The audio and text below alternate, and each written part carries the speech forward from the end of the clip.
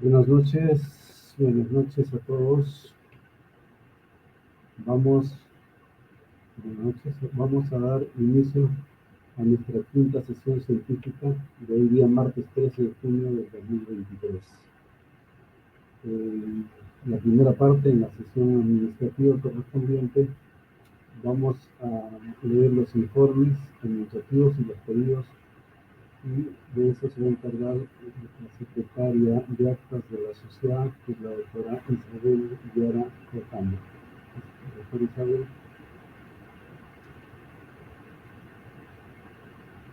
Doctora Isabel. Hola. Sí. El 1 de junio del 2023, en el marco del 7º Congreso Internacional de Educación Médica, la Asociación Peruana de Facultades de Medicina otorgó la distinción institucional a la Sociedad de Obstetricia y Ginecología en reconocimiento a su colaboración, compromiso y fructífera labor en el trabajo conjunto con ASPEFAM, en beneficio de la calidad de la educación médica del Perú.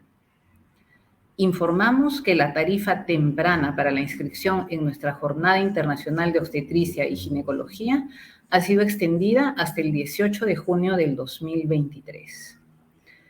El curso prejornada de colposcopía se llevará a cabo el día martes 11 de julio del 2023 en las instalaciones del Laboratorio Grunenthal, calle Las Letras, número 261, San Borja.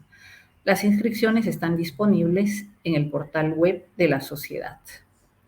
Tenemos también la invitación al Congreso de FIGO, que se realizará en París en octubre del 2023. Los interesados pueden ingresar al portal de FIGO e inscribirse hasta el 30 de junio del 2023 con el 30% de descuento, haciendo uso del beneficio de la tarifa temprana. Adelante, doctor Sandoval. Concierne a informes, si hubiese algún pedido, lo hacen enviar por esta vía. Nosotros lo vamos a ver en la asamblea que tenemos con la junta directiva y lo haremos de conocimiento en la próxima sesión.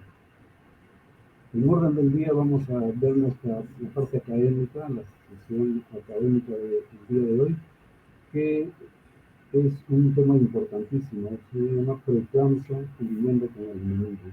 Sabemos que es un tema demasiado importante, que es propio del embarazo, y que si no hay un manejo adecuado, puede tener causas graves, complicaciones graves que afectan indudablemente a la mujer gestante y al feto. Esta noche tenemos la participación de varios colegas que tienen mucha experiencia en el manejo de esta enfermedad y que nos van a dar toda su experiencia, van a desarrollar su experiencia en esta sesión. Y para esto ha sido coordinada por la doctora Mónica Flores Murgueda, pero voy a presentar al doctor Luis Mesa Santibáñez. Él va a ser nuestro moderador esta noche. El doctor Luis Mesa Santibáñez es médico ginecobstetra del Instituto Nacional Materno Perinatal y es director de investigación y docencia del Instituto Nacional Materno Perinatal, es miembro titular y secretario de nuestra sociedad y capacitador de alerta internacional de la Sociedad Canadiense de Obstetricia y Ginecología y es fellow del American College of Obstetricia and Gynecology. Doctor Mesa, por favor. Muchas gracias, doctor Ritter Sandoval. Muy buenas noches a todos los participantes. Como muy bien el doctor Ritter Sandoval nos toca un tema muy importante que está relacionado con muerte materna. Recordemos que esta patología en el año 2018 fue la primera causa de muerte materna. Como causa directa fue el primer año que aparece como los trastornos hipertensivos como primera causa. Y fíjense, en esa época fue el 40% de la muerte materna fue por preeclampsia y 32% por hemorragia. Y en los años siguientes, tanto la hemorragia como la preeclampsia se han ido alternando como primera causa y la diferencia entre ellos es 2-3 puntos. Este año, en el año 2022, preeclampsia fallecieron 22% y trastorno y con hemorragias 25%. Por lo tanto, el conocimiento de esta patología es muy importante y como vemos y con los grandes ponentes que vamos a tener el día de hoy, lo cual está muy interesante, los que van a participar en esta exposición, nos van a dar los alcances y los avances que se está dando en esta detección, prevención y manejo de los trastornos hipertensivos del embarazo. Para eso tenemos como invitados a la doctora Mónica Flores. La doctora Mónica Flores va a desarrollar el tema de fisiopatología de la preeclampsia, lo que debemos saber. A continuación tenemos a la doctora Carla Coronel con predicción de la preeclampsia, estado actual. Y terminaremos con la presentación del doctor Mauricio La Rosa, que desarrollará validez de las medidas de la prevención. Les recuerdo a los ponentes que por favor solo tenemos 25 minutos para que desarrollen su presentación. Entonces, doctora Mónica Flores, por favor vaya subiendo su presentación mientras voy haciendo la presentación de su currícula. La doctora Mónica Flores es médico cirujano graduada en la Universidad Peruana Cayetano Heredia. Es médico especialista en ginecología y obstetricia también en la misma universidad. Maestría en medicina con mención ginecología y obstetricia de la Universidad Peruana Cayetano Heredia. Tiene diplomado en docencia en medicina de la Pontificia Universidad Católica de Chile.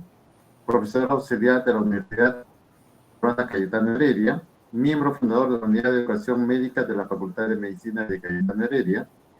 Coordinadora de la maestría en Medicina con mención de la Facultad de Medicina de la Universidad Peruana Cayetano Heredia, es jefe de servicio de ginecología del Hospital Cayetano Heredia y es médico titular de la Clínica Angloamericana. Doctora Mónica Flores, los 25 minutos para su presentación. Muchas gracias, doctor Mesa. Muy buenas noches con todos. Agradezco a la Junta Directiva de la Sociedad Peruana de Obstetricia y Ginecología por la gentil invitación.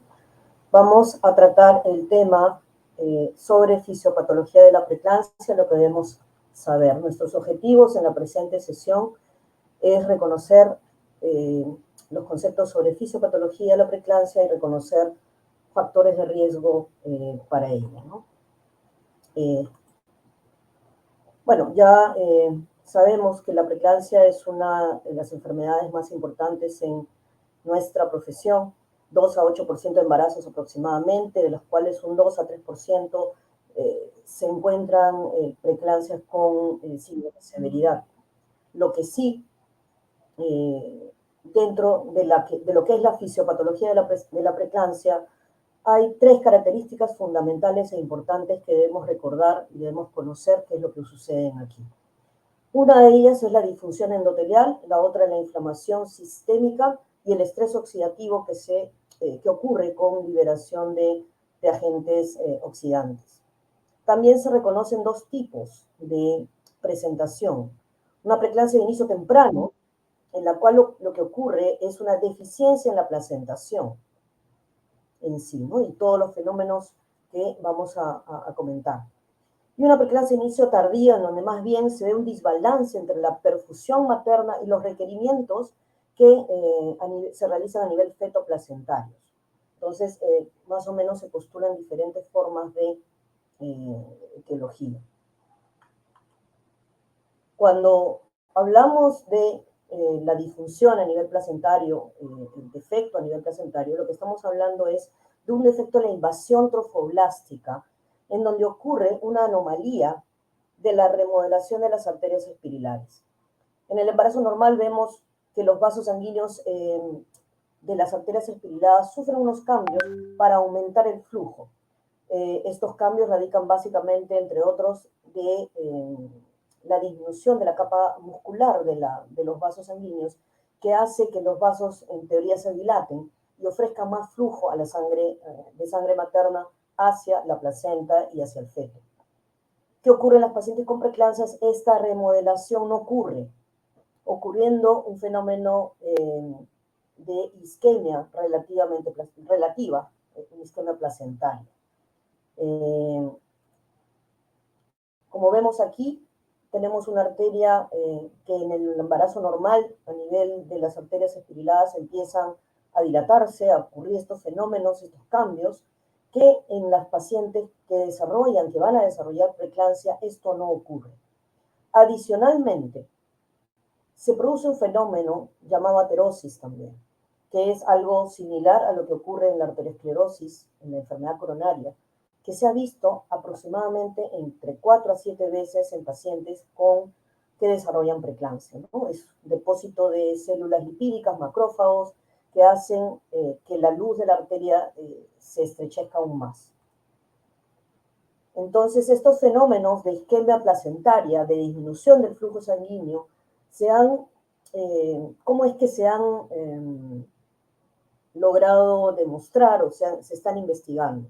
Uno de los ejemplos es que se induce isquemia en animales de experimentación, y al inducir isquemia clampando la arteria aorta o clampando la arteria renal, se puede producir hipertensión y proteinuria. Otra de las cosas que se ha encontrado es que hay un flujo uterino menor en pacientes que van a desarrollar preeclampsia. Esto se ha analizado con sodio radioactivo y se han constatado estas diferencias entre pacientes con embarazos normales y pacientes con preeclampsia. También se han visto las lesiones histopatológicas clásicas a nivel de placenta con la presencia de infartos que son indicativos de isquemia placentaria. Ya hablamos del déficit de la transformación fisiológica de las arterias espiriladas y de la aterosis que se produce acortando más el flujo de los vasos sanguíneos placentarios. Es reconocido los hallazgos en las anomalías del índice de Doppler en las arterias uterinas que nos dan evidencia de la disminución del flujo placentario. Y ya conocido también es la elevación de los factores angiogénicos inducidos por toda esta isquemia placentaria, sobre todo el factor derivado de la tirosina quinasa 1, el SFLT1, que se encuentra elevado en un desbalance con los factores de crecimiento placentario que hacen que esta isquemia placentaria se dé.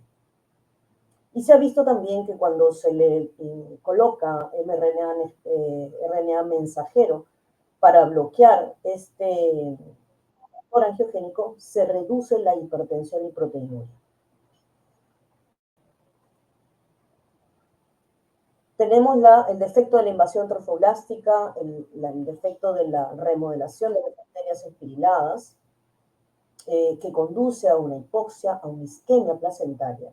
Esta hipoxia, esta isquemia placentaria con elevación, con alteración de los factores angiogénicos y los antiangiogénicos, va a conducir también a un estrés oxidativo a nivel placentario, en donde se produce la liberación de citoquinas proinflamatorias, radicales libres, oxidación de lípidos y proteínas proinflamatorias que conducen o pueden conducir a la apoptosis y a la necrosis tisular, empeorando el daño endotelial que ocurre a nivel placentario.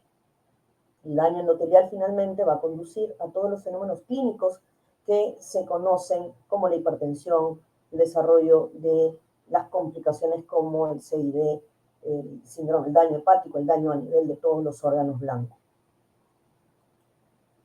Pero adicionalmente, a la presencia de todos estos factores, se han ido investigando otras posibles teorías o otras posibles causas, factores de riesgo que nos puedan explicar por qué algunas pacientes desarrollan preeclampsia y por qué otras no. Durante muchos años del siglo XX se postuló la teoría de que podían existir toxinas derivadas de gérmenes que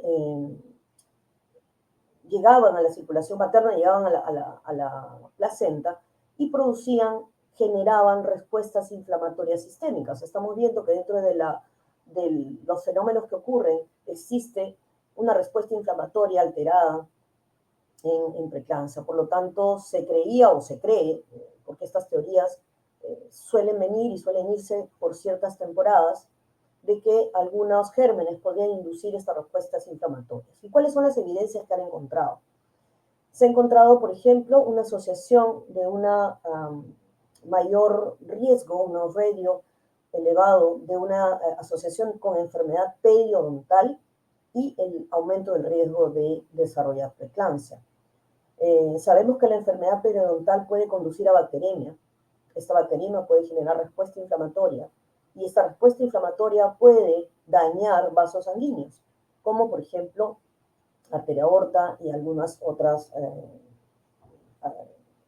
vasos del sistema cardiovascular, produciendo arteriosclerosis. De la misma forma, podría postularse que esta teoría podría explicar que en pacientes con enfermedad periodontal desarrollen más riesgo de tener preeclampsia.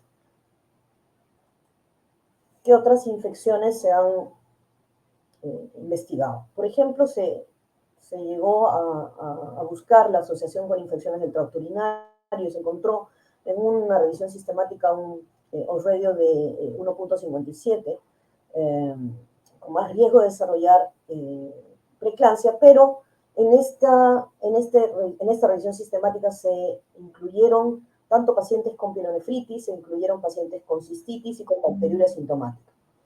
Cuando se hace el ajuste a solamente enfermedades como por ejemplo la bacteriuria sintomática no genera respuesta inflamatoria sistémica, por lo tanto se hacían ajustes a solamente las que podían dar respuesta inflamatoria, se vio que esta asociación se debilitaba, ¿no? Entonces queda todavía por ahí a su estudio, a su investigación posterior. Sí se vio en estos últimos años, en la que la pandemia del COVID-19 nos trajo bastantes problemas, sí se ha encontrado asociación con el desarrollo de preeclampsia en pacientes con la infección por el SARS-CoV-2. Y como vemos en la gráfica, cuanto mayor era el grado de severidad de la enfermedad, mayor riesgo de preeclampsia teníamos, más frecuencia de preeclampsia presentamos. Esto asociado a un aumento del factor SFTL1 que se ha visto alterado y se ha visto incrementado en pacientes no gestantes con COVID-19. Y sabemos el daño que genera el daño endotelial esta enfermedad, ¿no? Por eso se puede explicar esta probable asociación. Otro aspecto que se ha investigado es la presencia de disbiosis intestinal materna. El cambio de la flora, de la microbiota intestinal, ya sea por agentes externos, por cambios en la alimentación, podría estar asociado con la presencia de arteriosclerosis y, por lo tanto, condicionar a un mayor riesgo de desarrollar preeclampsia, ¿no? Otros factores de riesgo conocidos, tanto por diferentes sociedades, Colegio Americano, Colegio de Reino Unido, etcétera, han reconocido diversos factores de riesgo que nos sirven justamente para buscar o generar formas de prevención, ¿no? Se ha visto que la nulliparidad tiene un mayor factor de riesgo de desarrollar esta enfermedad. Se ha visto que la edad materna presenta una relación con los extremos de la vida. Se ha encontrado, por ejemplo, en un estudio un riesgo relativo de 1.68 en mujeres nulíparas de más de 40 años y un poco mayor en mujeres multíparas de más de 40 años también. En esta asociación se menciona que en adolescentes también podría haber un aumento del riesgo, pero concretamente en los estudios todavía no demuestran una mayor frecuencia de la presencia de la enfermedad, ¿no? En cuanto a la raza, se ha visto mayor prevalencia de hipertensión en afroamericanos, eso es una verdad. Y un estudio encontró un odds-ratio ajustado en nulíparas de 12.3, pero con un amplio intervalo de confianza, ¿no? Y lo que sí se encontró era que había una mayor relación con la gravedad de la enfermedad en estos casos. Está conocido por lo que acabamos de mencionar respecto a la etiología, que el tener un antecedente de algún trastorno hipertensivo, el tener algún indicio de alguna enfermedad vascular, nos puede obviamente condicionar un mayor riesgo de desarrollar preeclampsia. 25% de mujeres con hipertensión presentan preeclampsia durante el embarazo. Y aproximadamente en una paciente con preeclampsia en un embarazo previo tiene el riesgo de 7 veces de desarrollar preeclampsia en un nuevo episodio. Obviamente, todos los factores que generen un daño endotelial, un daño vascular, nos van a aumentar esta característica. En cuanto a la historia familiar, se ha visto también mayor riesgo en madres o hermanas con preeclampsia. Se están haciendo numerosos estudios buscando el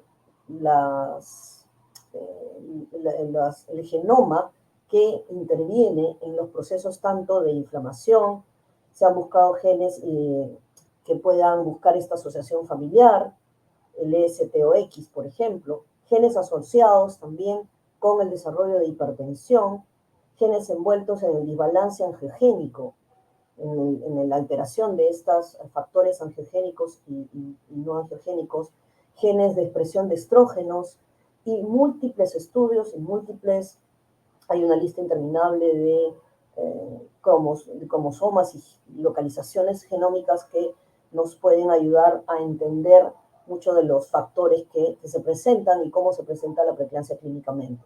Es algo para seguir observando y seguir buscando su asociación. Diabetes. Diabetes es una enfermedad que también va a condicionar no solamente daño endotelial, sino también va a condicionar inflamación. Por lo tanto, es un factor reconocido como un factor que aumenta el riesgo de desarrollar preeclampsia. La presencia y la gravedad de la diabetes gestacional o pregestacional tiene asociación. Lo que sí se ha visto es que más frecuentemente asociada con preeclampsia tardía. También se ha visto que cuanto mayor tiempo tengamos la enfermedad, justamente porque a mayor tiempo de enfermedad no controlada vamos a tener mayor daño endotelial, las complicaciones clásicas de la enfermedad.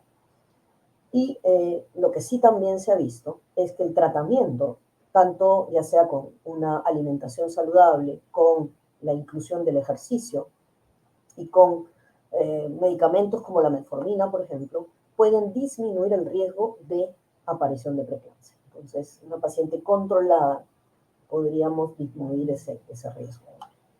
Pero está definido que como un factor de riesgo también. Las enfermedades del tejido conectivo, lupus a la cabeza, nos habla de un mayor riesgo de desarrollar preeclampsia, sobre todo cuando hay hipertensión y cuando hay nefropatía, ¿no? Ya hablamos de un daño endotelial.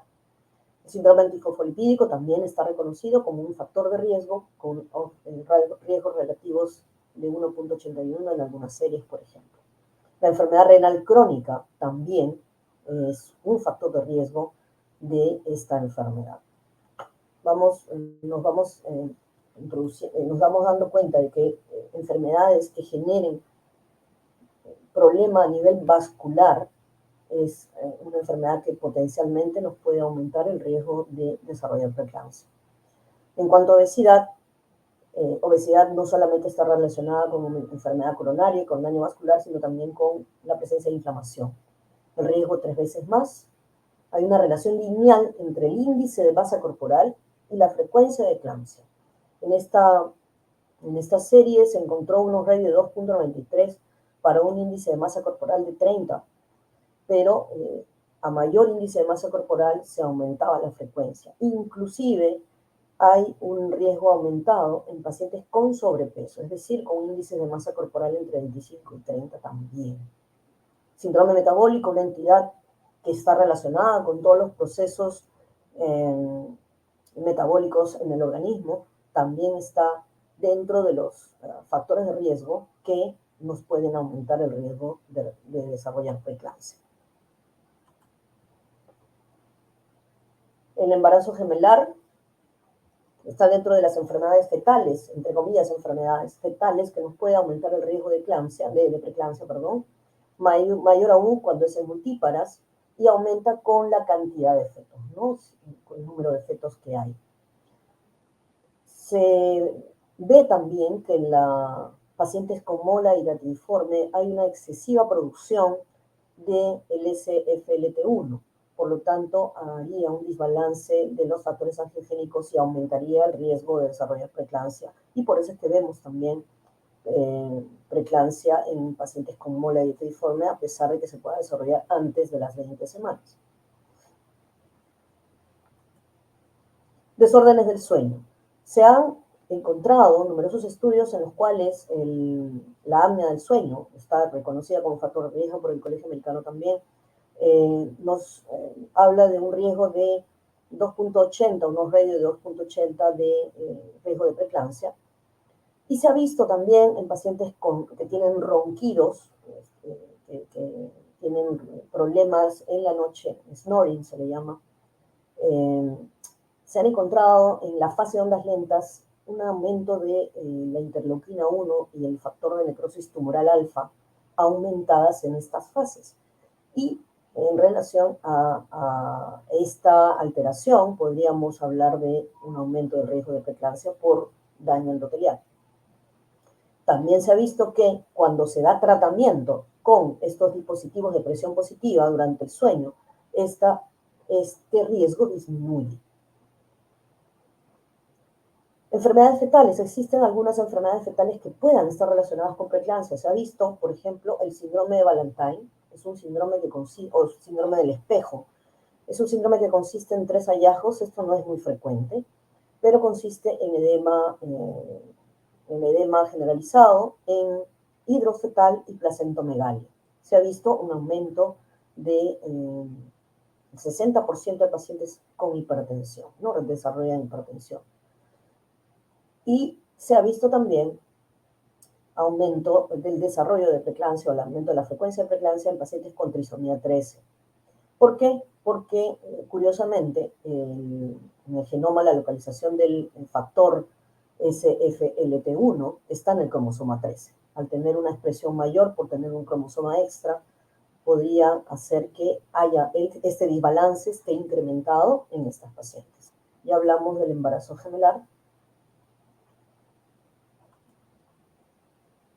Dentro de lo que es la parte inmunológica, se han encontrado se han buscado numerosas presentaciones de autoinmunidad y se han encontrado los anticuerpos contra el receptor 1 de angiotensina 2, que se dice que es causado por isquemia placentaria, su aumento, y se ha visto hasta el 80% de mujeres con preeclampsia, y que se ha visto también que la concentración de este anticuerpo correlaciona con la severidad, ¿no? Incluso experimentaciones en ratas inyectándole este factor, este anticuerpo, inducen hipertensión, inducen proteinuria y daño glomerular.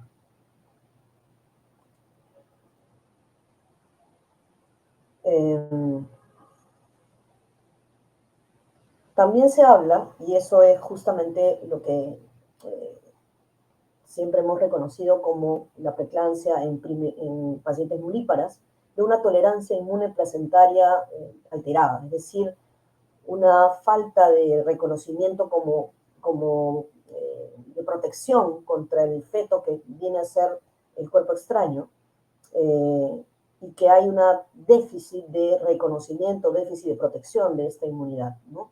Entonces, se decía, por ejemplo, en pacientes que tienen un primer embarazo, que no tienen esa protección, podrían desarrollar esta tolerancia inmune alterada. En pacientes que cambian de pareja,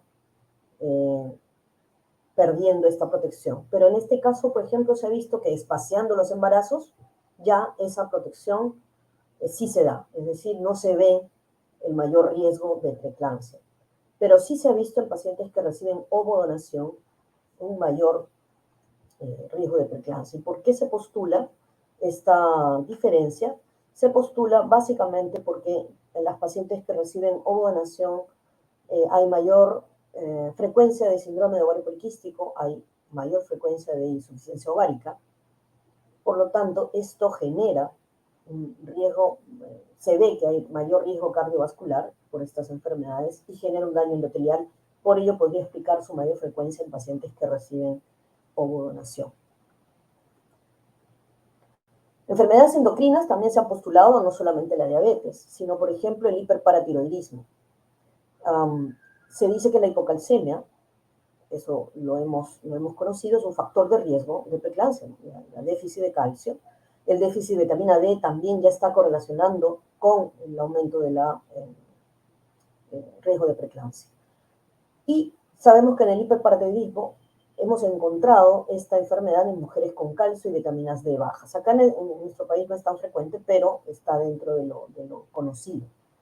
Y se ha encontrado en algunos estudios en pacientes que presentan un adenoma paratiroideo, un radio elevado de preeclampsia, ¿no? Entonces, el tratamiento con vitamina D y calcio puede reducir la presión arterial y la frecuencia, ¿no? También se ha visto eso. Por eso se postula como uno de los factores de riesgo también esta enfermedad.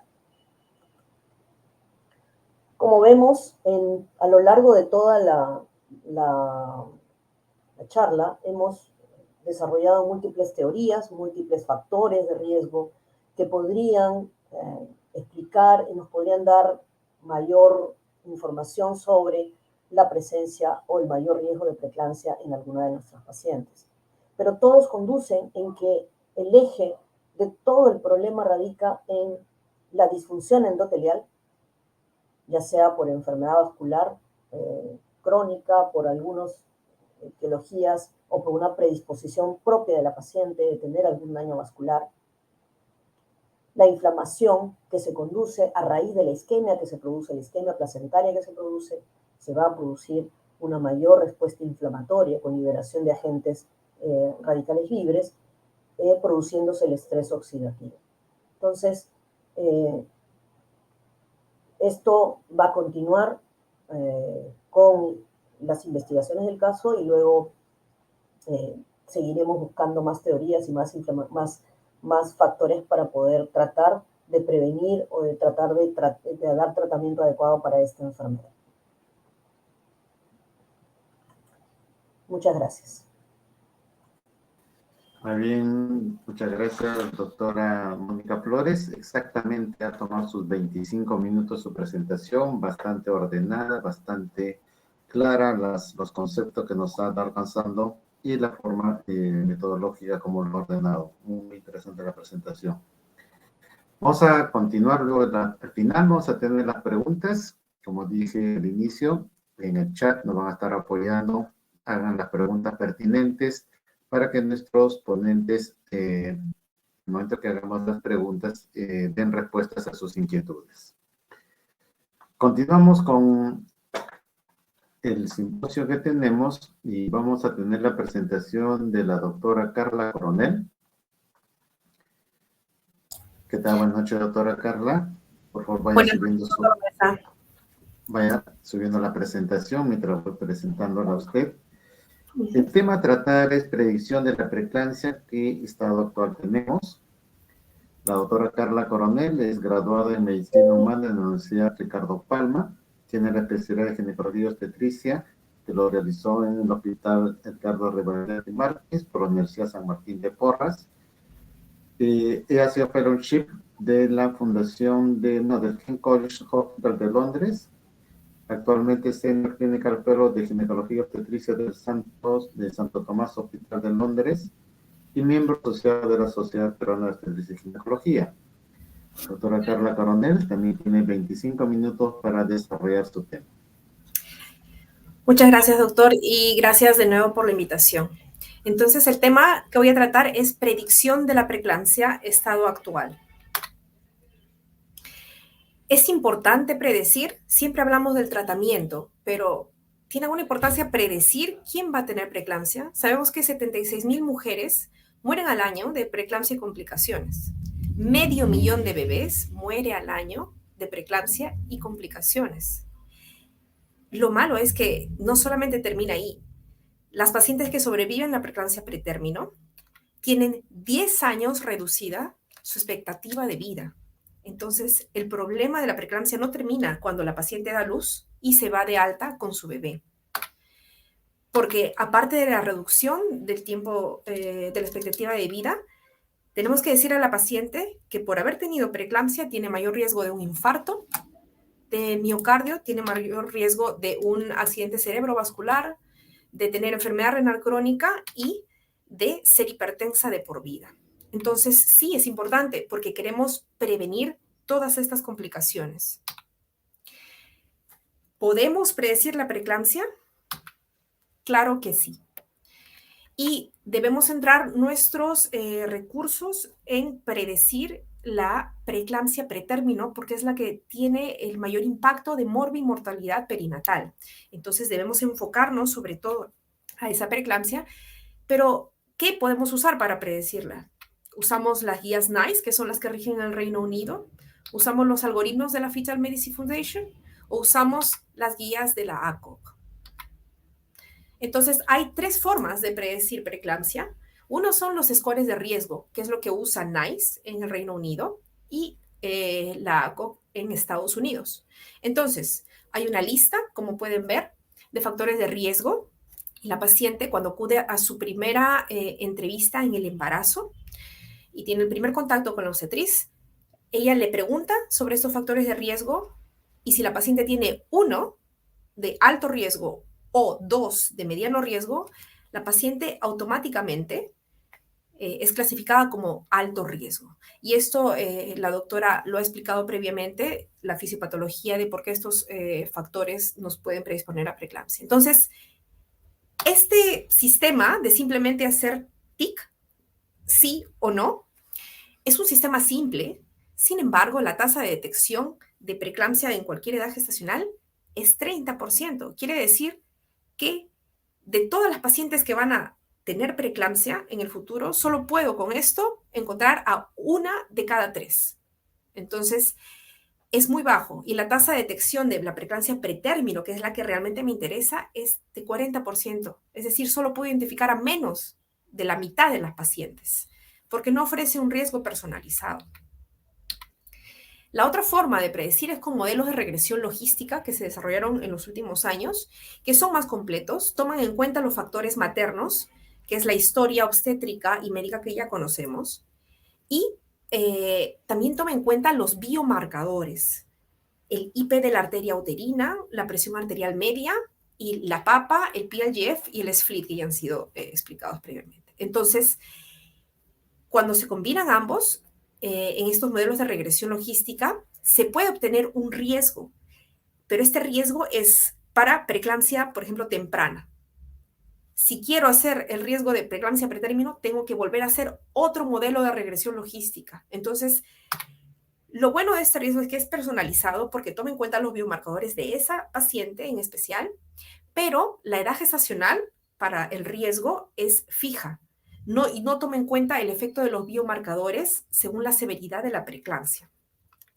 Por último, el sistema de predicción que ha desarrollado la Fetal Medicine Foundation, que es el enfoque de competencia de riesgos, es el que aconsejamos y es el que ha sido también aconsejado por la ISUOC y por la FIGO, como vamos a ver posteriormente. Entonces, en este enfoque, vemos acá que las pacientes primero se basa en que todas las pacientes tienen riesgo de desarrollar preeclampsia. Entonces, todas las pacientes van a tener una curva, porque este riesgo se ve en esa distribución de la edad gestacional en la que tendrían preeclampsia. Entonces, esta paciente, por ejemplo, que es de bajo riesgo, se ve aquí que desarrollaría preeclampsia a las 55 semanas si es que el embarazo se prolongara. Entonces, si queremos ver, ella tiene riesgo de tener preeclampsia antes de las 42 semanas de 0.5, bajísimo.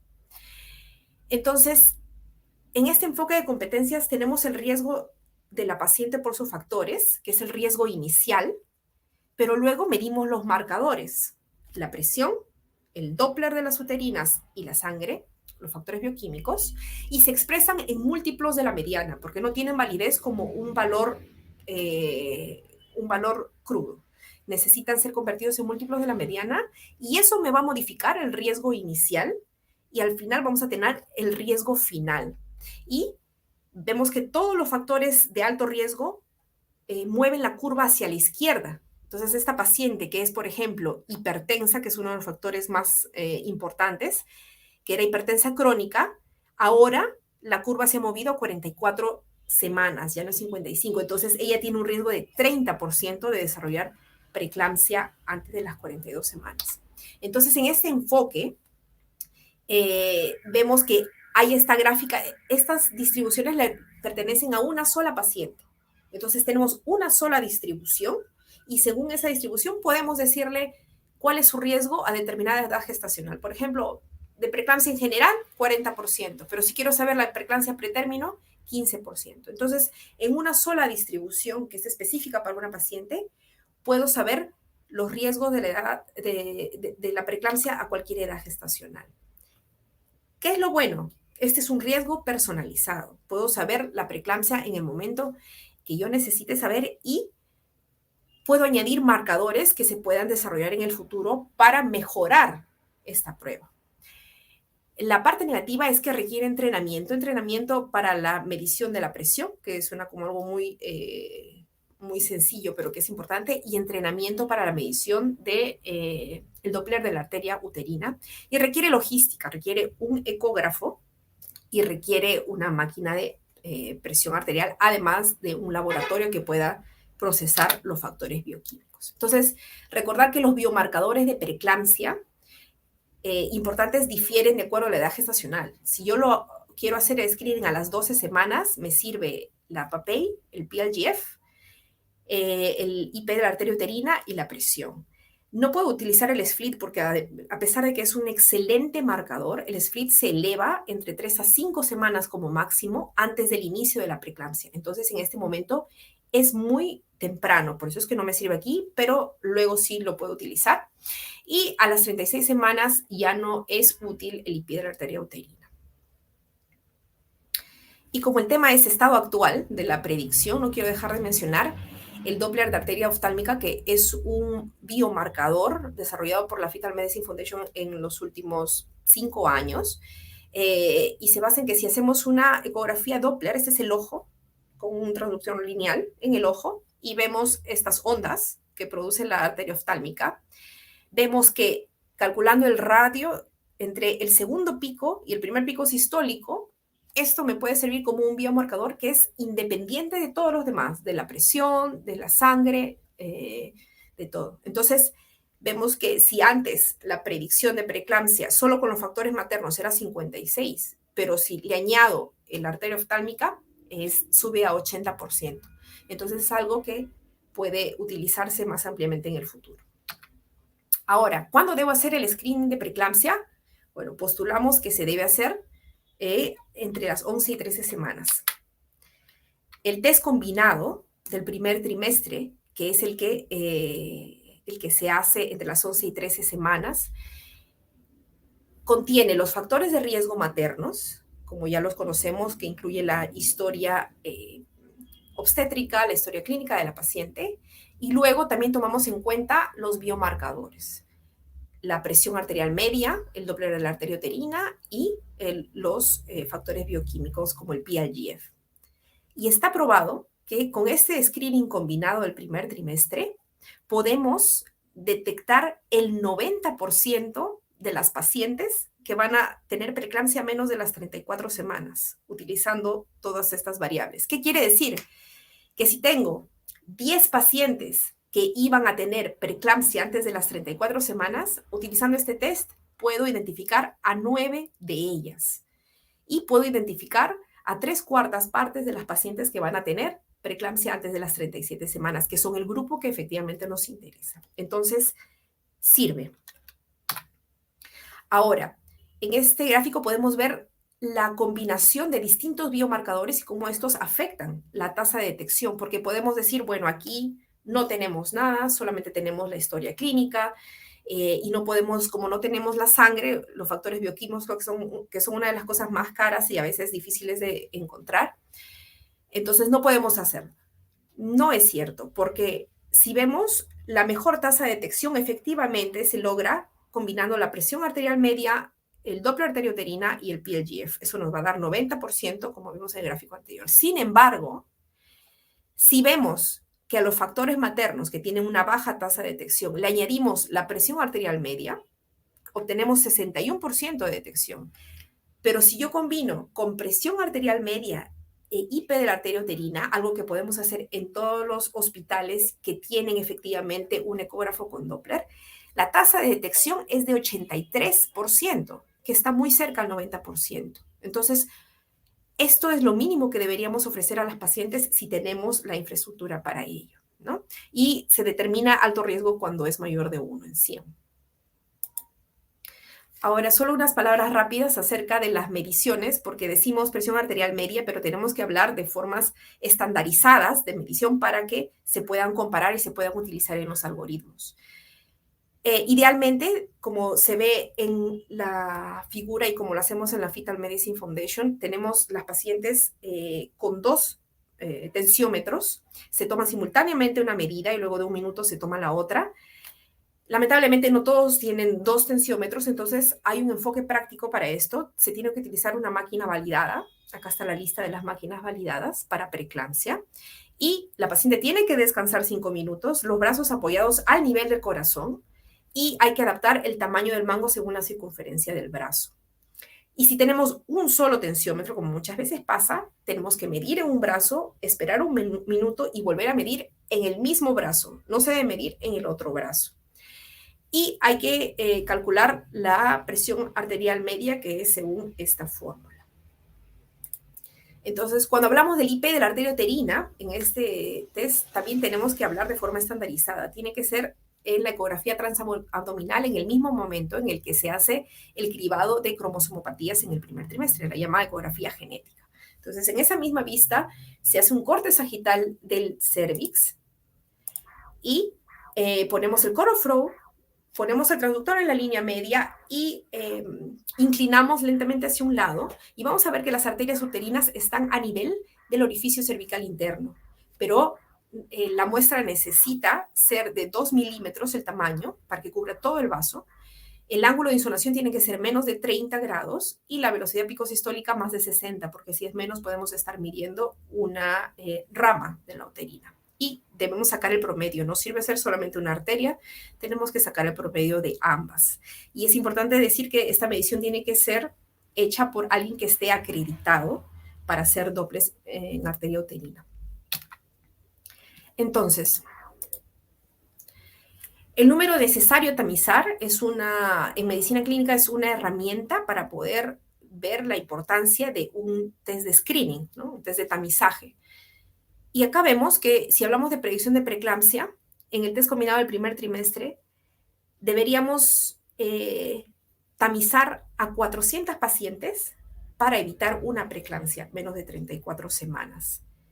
Y cuando comparamos esto con las mediciones que se necesitan en áreas como de la oncología, vemos que estos números son mucho menores, por ejemplo, del tamizaje de PSA para cáncer de próstata. Entonces, es útil. ¿Qué nos dice la FIGO? Bueno, la FIGO concuerda con todo lo que les he dicho. Ellos presentaron una recomendación de buena práctica en el año 2009, que es igual a la guía práctica de la ISUOC que publicó este año, en abril de este año, sobre la ecografía de primer trimestre. Entonces, los algoritmos publicados tienen que convertir los valores aislados de presión arterial media, PLGF y el IP de la arteria uterina en múltiplos de la mediana para poder hablar todos del mismo lenguaje. Y el riesgo de preeclampsia pretérmino se calcula utilizando el método basado en Bayes, que es la curva de distribución que mostré, y alto riesgo es cuando es más de 1 en 100. El test combinado es muy buen predictivo de preeclampsia pretérmino, pero no tanto de preeclampsia término. Y el mejor modelo es el que incluye los 4. El factor de riesgo materno, historia clínica, presión arterial media, PLGF y el IP de la arteria uterina. Ese es el ideal. Pero, ¿qué pasa? Cuando no es posible medir marcadores bioquímicos o no tenemos un ecógrafo con Doppler para medir el IP de la arteria uterina, entonces la base del test de screening debe ser la combinación de factores maternos y presión arterial media. Esto es lo mínimo que podemos ofrecer a nuestras pacientes.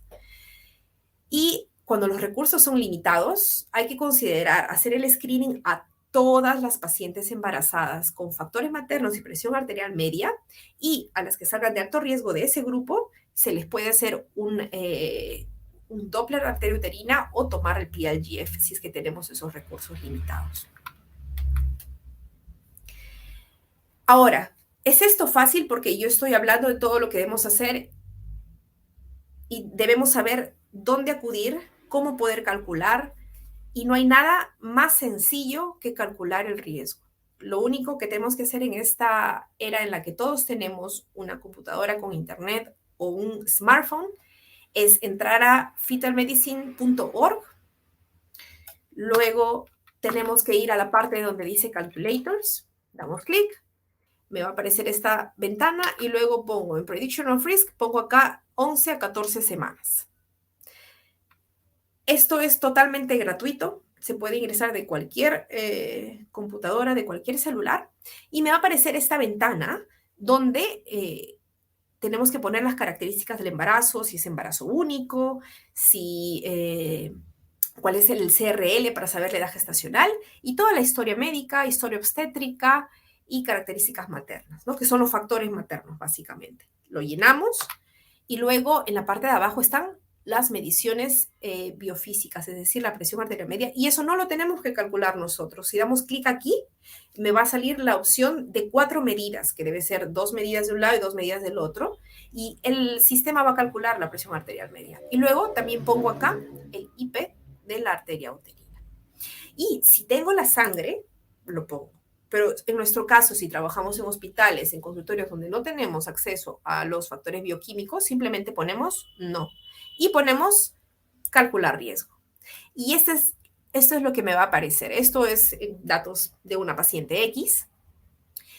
Y vemos que de todos los datos, por ejemplo, el IP de la arteria uterina es alto, es 1.8 múltiplos de la mediana. Entonces, esto es lo que está aumentando su riesgo.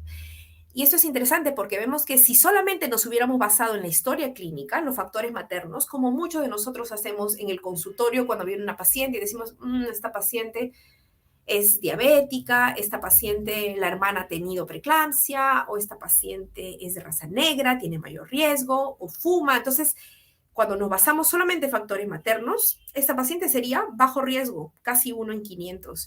Pero cuando los marcadores, los biomarcadores, en este caso la presión arterial media y el IP de la arteria uterina, no estoy incluyendo la sangre, veo que esta paciente es alto riesgo, es 1 en 95.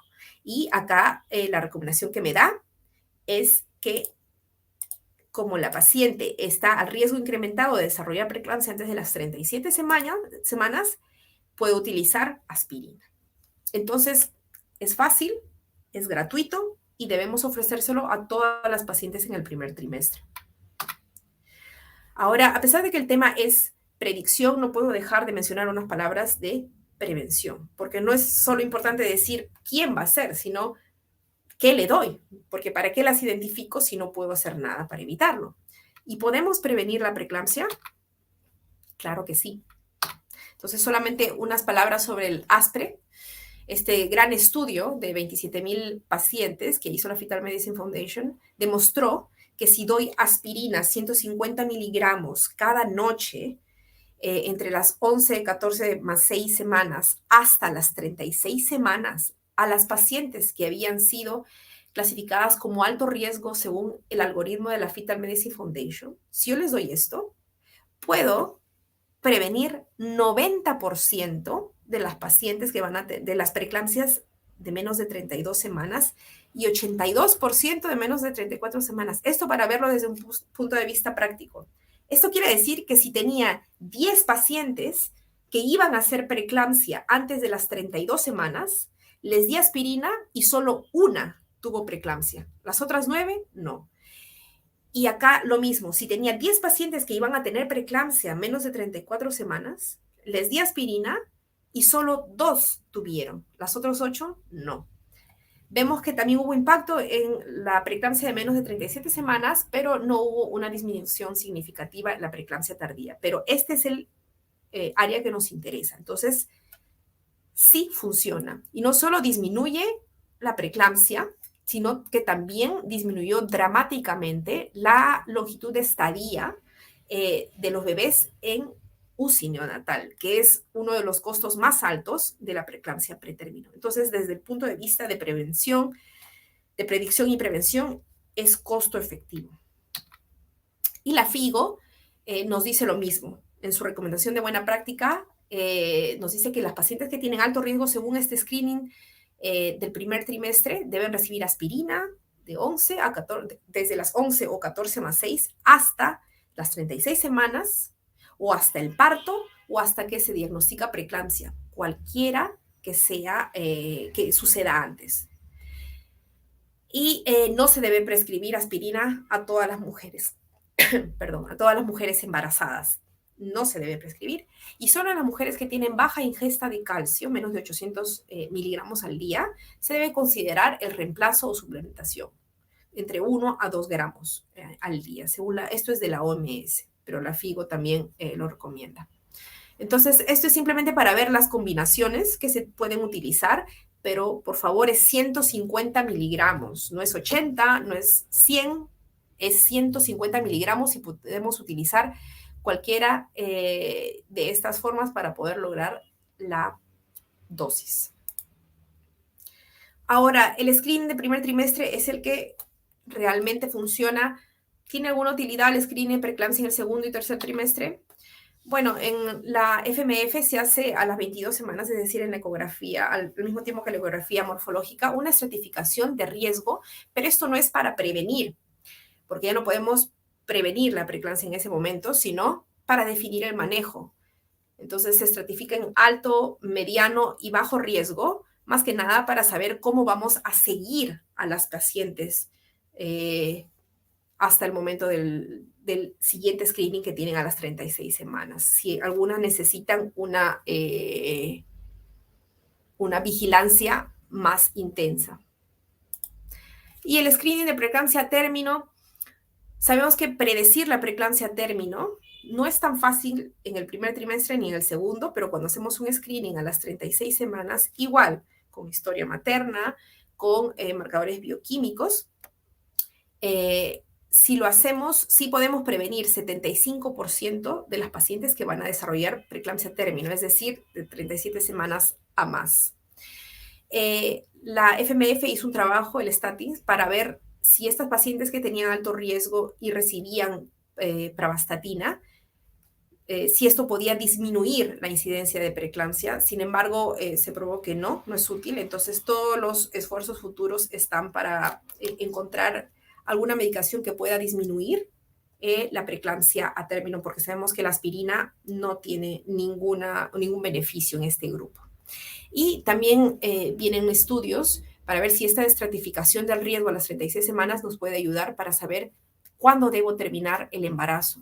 Si la paciente tiene un alto riesgo, puedo terminar el embarazo a las 37 semanas de forma electiva. Si es un riesgo intermedio, puedo terminar el embarazo a las 39 semanas y si es bajo riesgo, puedo esperar y ver. Esto está en estudio y supongo que en el futuro escucharemos los resultados y esto cambiará nuestra práctica clínica. Entonces, esto es un resumen de mi exposición. Quiero que se lleven estas dos diapositivas, que son las más importantes. ¿Podemos predecir? Sí. Si utilizamos toda la historia, la presión, el Doppler y el PAGF, predecimos 90% de las preeclampsias que van a empezar antes de las 34 semanas. Entonces, sí se puede. ¿Y puedo prevenir? Sí. Si le doy aspirina a esas pacientes de alto riesgo, puedo disminuir en 90% la preeclampsia de 32 semanas, que es la más importante para nosotros desde el punto de vista de salud pública. Muchas gracias.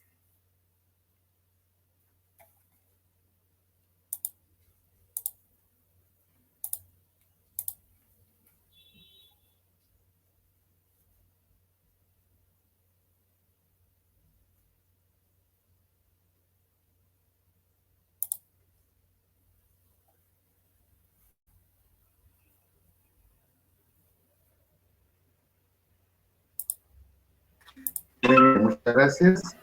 Vamos a continuar y vamos a presentar al doctor Mauricio La Rosa.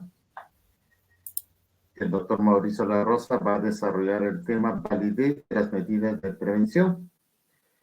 El doctor Mauricio La Rosa es médico de materno-fetal y ginecólogo obstetra, certificado por la American Board, médico materno-fetal y acceso Telecare, Texas, Estados Unidos, docente de la Universidad de Texas, Medical Branch y Universidad de Ana Cayetano Heredia, investigador del Instituto de Medicina Infecciosa y Tropical Alexander von Humboldt y miembro de la Sociedad de Medicina Materno-Fetal de la Sociedad Peruana de Obstetricia y Ginecología y de la COJO. Doctor Mauricio La Rosa, también 25 minutos para la presentación de su tema. Muchísimas gracias, doctor Mesa. Muchas gracias a la sociedad por la invitación. El día de hoy voy a hacer la presentación y vamos a hablar sobre el manejo de la preeclampsia pretérmina. Para empezar, quiero decir que no tengo ningún conflicto de intereses. Y como ya las dos grandes expositoras previamente han dado una visión bien grande sobre el impacto en la salud de la mujer causado por la preeclampsia, sabemos que la incidencia en Perú, y estos son algunos estudios un poco antiguos con algunos datos nuevos, pero es alrededor o era alrededor de 5 a 7, 8%, que es bastante similar a otros países. Se ha descrito también que aproximadamente en pacientes intrahospitalarias la preeclampsia tiene una incidencia de 10 a 15%. Lógicamente, como ya lo explicó la doctora Flores, las incidencias y las prevalencias van a depender mucho de los factores de riesgo de cada población.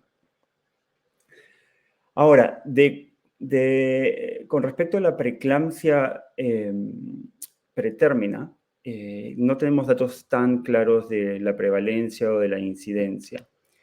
Lo que sabemos es que hay algunos estudios que han demostrado que han descrito, sobre todo en Noruega, que 1 de cada 200 va a tener preeclampsia pretérmina, que es aproximadamente el 13% de todas las preeclampsias, y con signos de severidad aproximadamente 0.3%.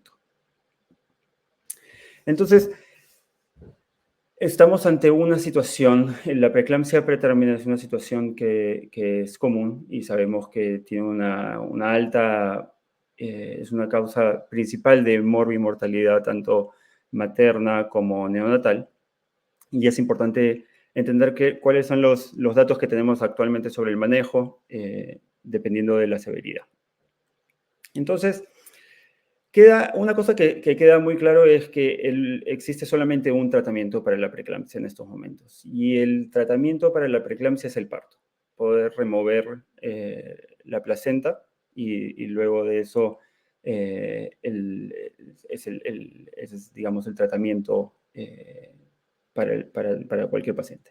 Ahora, sabemos que muchas veces estamos en la disyuntiva sobre el parto debido a la severidad de la madre, que se está presentando la patología, y por otro lado la prematuridad del próximo neonato, ¿no?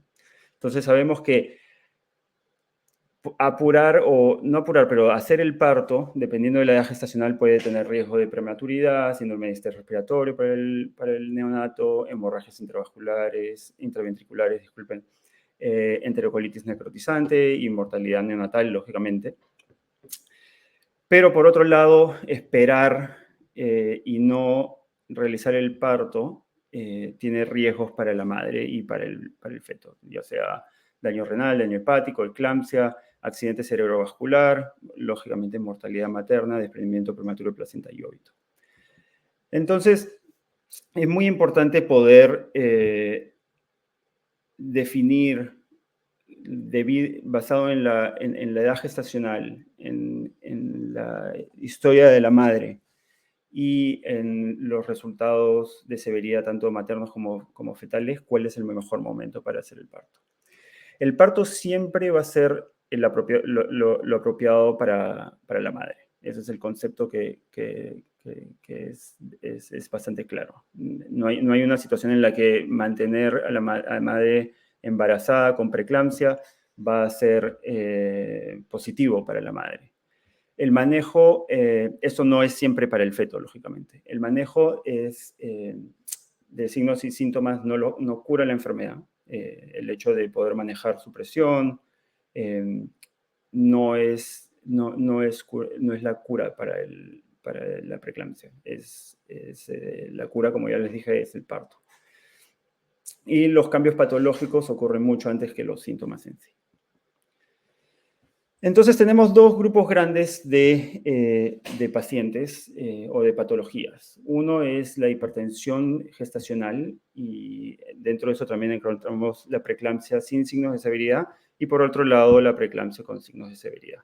Esto es tratando de simplificar al máximo la patología. Cada vez hay más y más datos que la hipertensión inducida por el embarazo es mucho más heterogéneo, pero estamos tratando de objetivizarlo lo máximo posible para el manejo. Con respecto a la hipertensión sin signos de severidad, ya sea preeclampsia sin elementos de severidad o hipertensión gestacional, sabemos que los riesgos, ninguno de los dos es algo benigno, los dos traen un riesgo para la madre y para el neonato, pero basado en la prevalencia de estos riesgos, hay algunos tipos de manejos específicos que podemos hacer. Sabemos que preeclampsia sin signos de severidad aproximadamente toma unos días en desarrollarse o aumentar el riesgo a empezar a presentar signos de severidad. Y por otro lado, la hipertensión gestacional usualmente toma algunas semanas. Entonces, en este grupo específico, y acá están tanto la hipertensión gestacional como la preeclampsia sin signos de severidad, la recomendación actual es hacer un seguimiento bastante cercano hasta la semana 37. Si el diagnóstico se hace luego de la semana 37, es mejor proceder con el parto, y si es que se hace antes de esto, es importante poder seguir de manera bastante cercana hasta las 37 semanas. Uno de los estudios claves para esta recomendación fue el HIPITAT Trial, que fue realizado en los Países Bajos. Y lo que se hacía era, se incluyeron pacientes entre las 36 semanas y 41 semanas, ya sea con hipertensión gestacional o preeclampsia sin signos de severidad. Y lo que se hacía era, se recomendaba o el parto a las 37 semanas o el manejo expectante hasta que la paciente vaya en labor de parto o presente signos de severidad, lógicamente. Y en este estudio solamente se incluyeron embarazos únicos. Lo que demostró este estudio es que al realizar el parto a las 37 semanas, en vez de mantener el embarazo de manera expectante, se disminuía significativamente el riesgo del primary outcome, que era mortalidad materna. Y en específico lo que se encontró, si bien no hubieron mortalidades maternas en ninguno de los dos grupos, lo que se vio es que había un menor riesgo de hipertensión severa, y eso que lógicamente puede traer efectos no solamente a corto plazo, pero a largo plazo en la madre. Otra cosa muy importante acá es que los resultados neonatales fueron los mismos en ambos, entonces el hecho de esperar no iba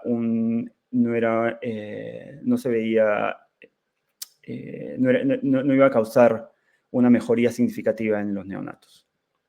Como podemos ver aquí, esta es la tabla publicada en el Lancet en el 2009, y donde podemos ver que hay una disminución de hasta un 30% del composite outcome, que era esta combinación de múltiples diferentes resultados negativos para la madre, pero sobre todo se veía en la hipertensión severa.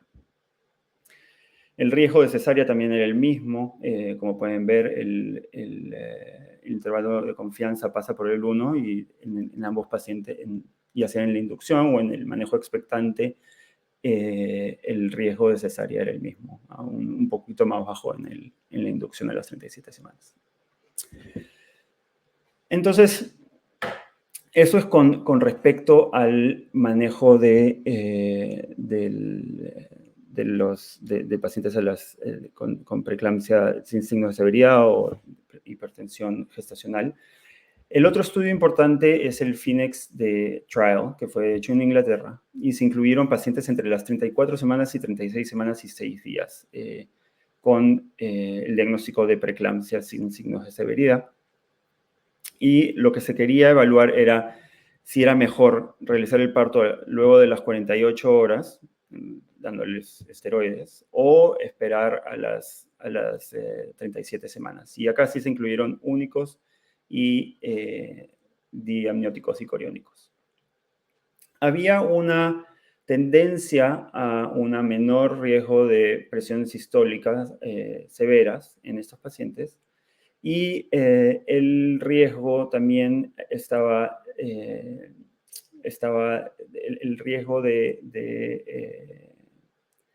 neonatal estaba levemente aumentado en el grupo de parto inmediato. Entonces, que eran probablemente por la prematuridad tardía de estos bebés. Por otro lado, el hecho de esperar o no esperar, se veía más claro el esperar hasta las 37 semanas en los pacientes que tenían 34 o 36 semanas, más no esa última semana justo previa a las 37 semanas.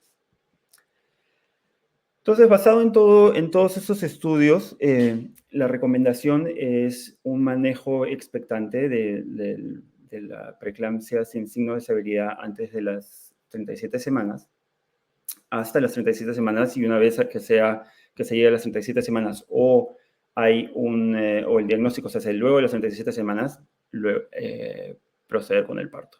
Ahora, el manejo debe ser bastante cercano, y eso quiere decir ecografías seriadas cada 3 semanas para evaluar el crecimiento fetal. Sabemos que hay una relación entre restricción del crecimiento intrauterino y hipertensión inducida por el embarazo. Realizar NSTs y perfiles biofísicos 2 veces por semana, pruebas de laboratorio de 1 a 2 veces por semana. La proteinuria se puede realizar, no va a cambiar mucho el manejo, el hecho de que en ese caso la paciente tenga hipertensión gestacional o preeclampsia sin signos de severidad. Básicamente va a ser el mismo manejo, entonces no es tan necesario como si las pruebas séricas. La evaluación médica y medición de presión arterial cercana, idealmente en la casa. Y, lógicamente, tener algunos síntomas cruciales que la paciente puede acudir a evaluación si ese es el caso. El hecho de hospitalizar o no va a depender mucho de otras variables, los factores de riesgo de la paciente. Estamos hablando distinto de una paciente que tiene insuficiencia renal crónica, con una paciente que además de la preeclampsia o de la diabetes o de la hipertensión gestacional no tiene otros factores de riesgo, y también el acceso que puedan tener a un centro de salud. Va a ser crucial para el hecho de decidir entre un manejo intrahospitalario o no. Ahora, esto cambia con los elementos de severidad. Y cuando hay elementos de severidad, lo primero que hay que hacer es estabilizar a la paciente, mantener la presión arterial debajo de los rangos severos, una sistólica debajo de 160 y una diastólica debajo de 110. Esto ya que la gran mayoría de casos de stroke o de accidente cerebrovascular debido a preeclampsia se da en pacientes que han tenido la presión en esos rangos. Empezar sulfato de magnesio para la prevención de eclampsia. Y si es que tiene la paciente más de 34 semanas en este caso, proceder con el parto. Si tiene menos de 34, va a depender de toda la presentación. Entonces, estos son los criterios de severidad por la ACOG, la última publicada en el 2020. La presión arterial más de 160/110, trombocitopenia, cambios en elevación de enzimas hepáticas, insuficiencia renal, edema pulmonar, cefalea persistente. Entonces, para empezar, el primer punto es poder manejar la presión arterial severa. Y esto se puede dar con diferentes tipos de medicamentos. Lo importante es saber que el hecho de mantener a estos pacientes con hipertensión severa por un tiempo prolongado puede tener varios impactos que son a corto plazo y, como ya dije, pueden ser catastróficos y a largo plazo, tal como falla cardíaca, ACVs, isquemia miocárdica, falla renal.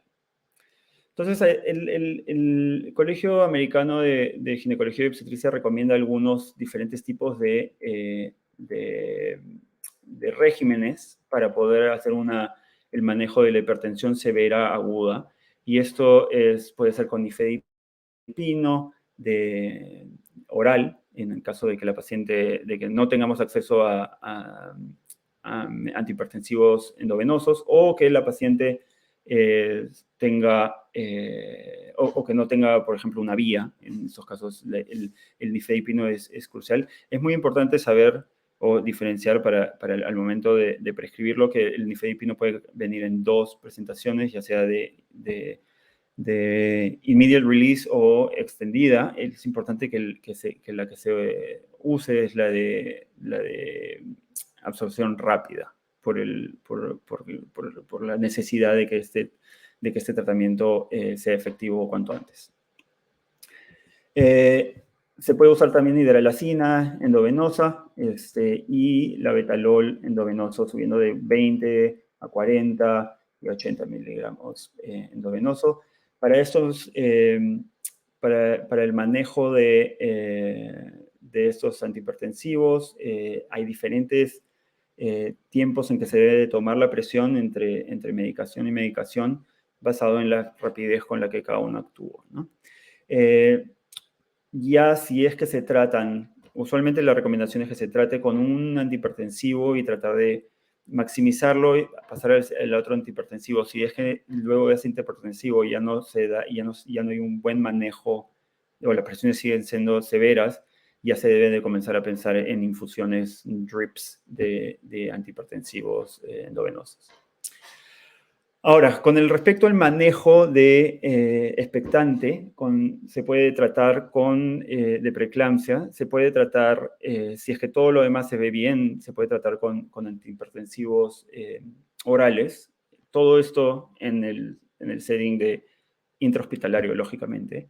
Y es un estudio publicado en el Lancet del 2019, realizado en India, sobre diferentes tipos de medicamentos orales que pueden ser usados, nifedipino, labetalol o metildopa.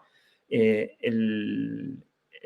idea era una presión arterial por debajo del 160-110.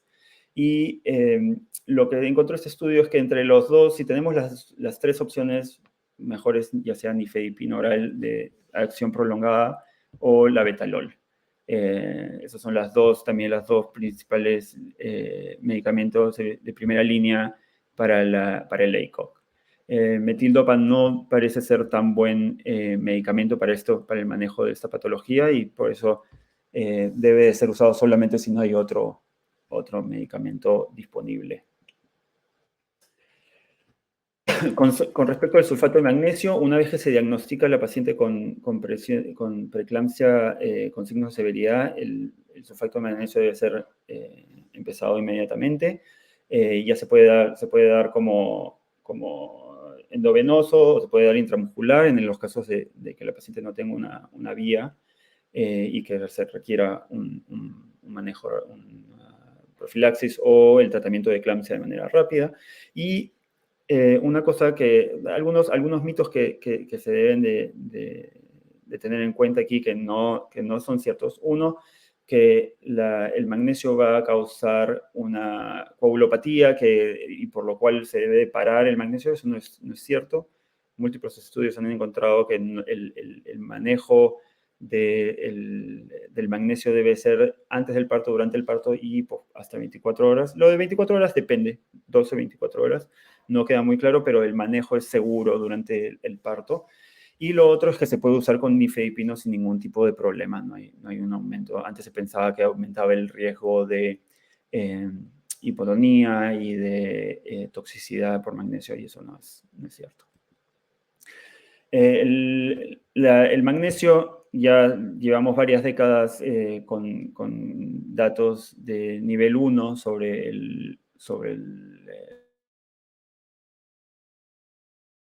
significativamente el riesgo de eclampsia en aproximadamente un 60%. Y es importante saber que el riesgo de eclampsia en pacientes con preeclampsia severa es bajo. Es 4 en cada 200, y eso se baja aproximadamente a 1 en cada 200 con el uso de magnesio. Y también se disminuye el riesgo de desprendimiento prematuro de placenta. El número necesario a tratar para prevenir eclampsia es aproximadamente 36 en pacientes con síntomas y 129 en pacientes sin síntomas, y ambos con preeclampsia con signos de severidad. El riesgo, el número a tratar en pacientes sin signos de severidad es aún mayor, y es por eso que es bastante controversial el uso o no. Depende mucho de la institución, depende mucho de la población en sí. Pero en la gran mayoría de lugares no se utiliza. Ahora, con respecto, hasta hace unas décadas, el tratamiento, hasta hace una década, un poco más, el manejo de preeclampsia con signos de severidad era, una vez se diagnostica, se hace el parto.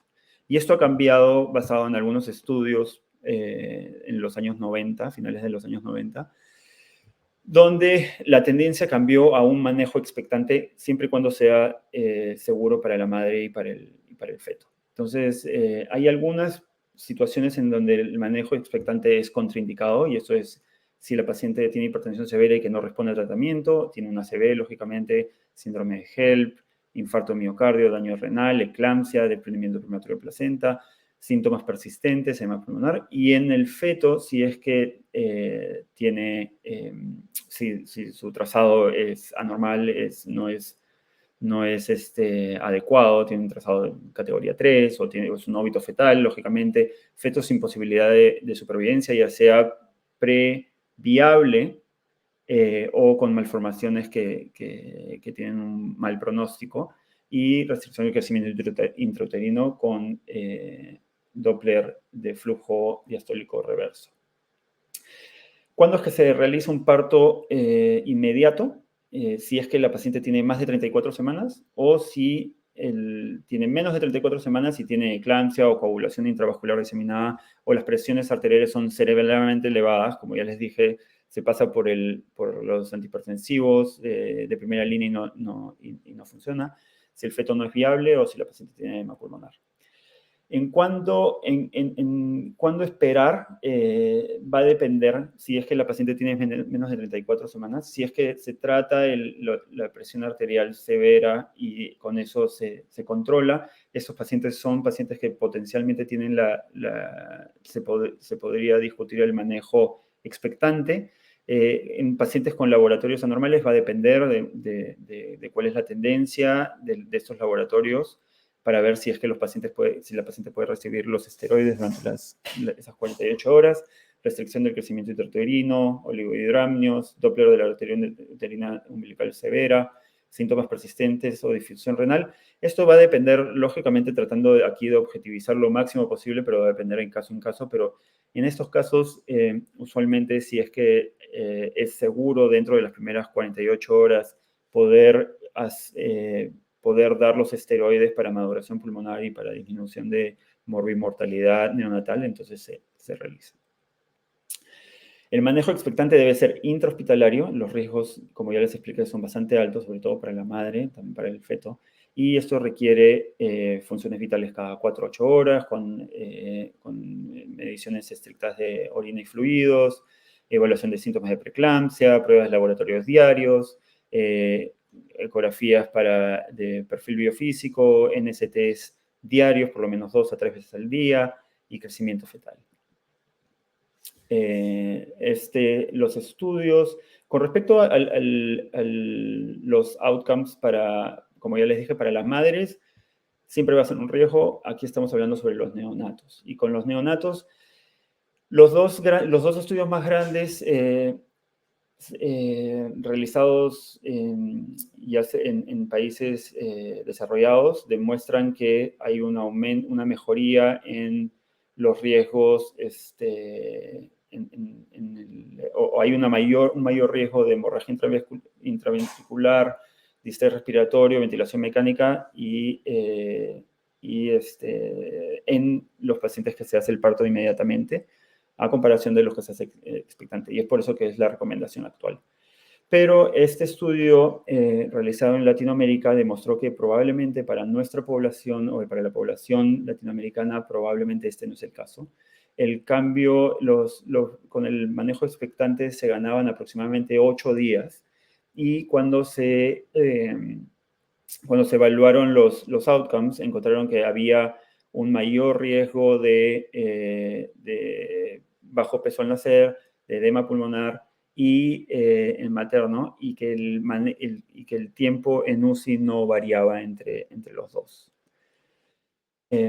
Aquí en más detalle estoy corriendo un poco para no pasarme de la hora. Con respecto al modo de parto, idealmente eso va a depender lógicamente de la situación tanto materna como fetal y de la edad gestacional, pero sabemos que la diferencia con respecto a los outcomes neonatales es bastante similar en los pacientes que tuvieron una inducción del parto o una cesárea electiva. Lo que sí sabemos al momento de poder, y es muy importante el momento de poder discutir la decisión con la madre, es el riesgo o la posibilidad de que el parto se pueda dar una vez que sea inducido. Y sabemos que debido al magnesio, debido a la situación de la paciente con preeclampsia pretérmina, el riesgo de éxito de una inducción es significativamente disminuido cuando es menos de 32 semanas. Entonces, aproximadamente de 30 a 40% de éxito en una inducción. Lógicamente, eso también tiene otra variable importante es el Bishop score, ¿no? El score de Bishop. Con respecto a anestesia, idealmente, si no hay trombocitopenia severa, lo regional siempre va a ser lo mejor posible. Hay riesgos con respecto a la intubación y a la anestesia general. Hay una hipertensión severa al momento de tratar de hacer la inducción para la intubación, que puede causar un ACV, edema laringio, aspiración. Podemos hablar más de esto si hay preguntas y, lógicamente, continuar el magnesio, como yo les dije. Hay algunos estudios que han demostrado que el hecho de, todos son retrospectivos, pero puede ser que el manejo expectante no sea tan benigno a largo plazo como pensamos. No ha habido aún estudios que demuestren y que hagan el manejo expectante algo contraindicado, pero hay una tendencia a ver que puede ser que tenga algún impacto a largo plazo. Y esto ya fue comentado y creo que es muy importante recalcar que nosotros como ginecobstetras tenemos el privilegio y el deber de poder manejar estas patologías en una situación tan crítica, pero también debemos de tener el deber de poder informar a las pacientes de que este es un momento de estrés en donde muchas veces se dan factores de riesgo que se van a ver luego en la vida, y que estas pacientes tienen un mayor riesgo significativo de hipertensión crónica, de infarto de miocardio y de ACVs, y que es crucial que estos pacientes tengan un seguimiento a largo plazo con su médico de familia o su médico internista para disminuir estos riesgos y tener evaluaciones seriadas durante su vida. Muchas gracias. Disculpen, me pasé unos minutos.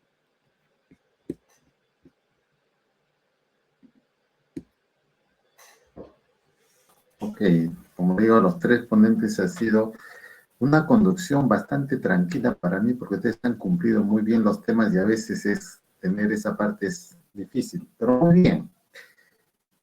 Vamos a empezar una ronda de preguntas en el cual yo le pediría la participación de todos ustedes, no solamente al que desarrolló la parte de su tema. Me agradaría conocer las opiniones que se dan. Y, por ejemplo, cuando nosotros tenemos la oportunidad de trabajar con los profesionales que están trabajando en el primer nivel de atención, muchos de las zonas rurales, cuando tratan de enviar sus pacientes a los hospitales, y son casos de preeclampsia severa, los médicos que están le dicen que todavía no le pongas el sulfato de magnesio, que se lo van a colocar que cuando llegue al hospital, que es un peligro que ellos estén manejando sulfato de magnesio en primer nivel hasta que lleguen al hospital. ¿Qué le parece esa recomendación de algunos hospitales que dan a sus pobres médicos del primer nivel? Bueno, ya que yo he hecho la presentación, voy a empezar, sé que acá todos somos expertos en el tema y todos vamos a tener una opinión. Creo que va a ser en conjunto de que el no manejar de manera adecuada la preeclampsia severa de manera rápida puede tener riesgos catastróficos, ya sea para la madre como para el feto. Sabemos que existe un potencial de riesgo de toxicidad por magnesio, pero se da ya que el magnesio es metabolizado y casi en su 100% a nivel excretado a nivel renal. La gran mayoría de pacientes no va a proceder si es que se utilizan los regímenes usuales, no van a llegar a tener una toxicidad por magnesio. Para eso es importante que sean evaluados de manera constante, pero el hecho de esperar puede tener puede tener resultados catastróficos y la recomendación es que se empiece cuanto antes. Muy bien. Doctora Coronel, ¿qué nos podría comentar ese hecho? De esos casos que los encontramos. En muchas regiones del país me he encontrado con esa recomendación a los pobres médicos generales o serumistas que tenemos en periferia.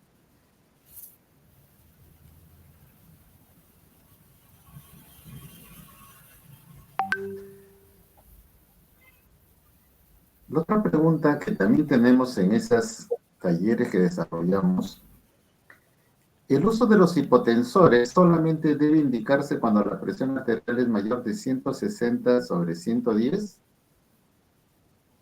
Teniendo los casos de mi paciente que tiene una preeclampsia con signo de severidad, pero solamente está con 150/110 y dolor de cabeza y tinnitus, la pregunta es, ¿el uso de hipotensores solo es cuando tiene la presión arterial mayor de 160/110?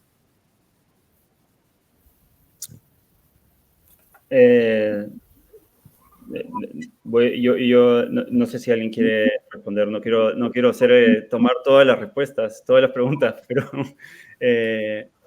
con respecto al manejo, cuando hablamos de preeclampsia con signos de severidad, primero que todo, este manejo debe ser intrahospitalario.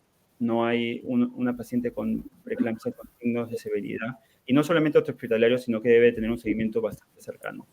Ahí, como ya repetí, quiero recalcar el hecho de hacer un manejo expectante de una preeclampsia severa o con signos de severidad no trae ningún beneficio para la madre. Es simplemente, son riesgos que está tomando la madre para poder aumentar en algo y disminuir el riesgo de prematuridad en el neonato.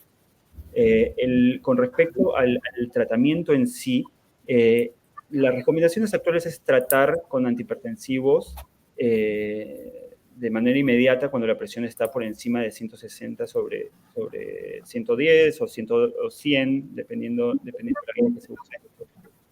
El manejo de antihipertensivos orales es para poder prevenir que este sea el caso, si es que la paciente además está estable.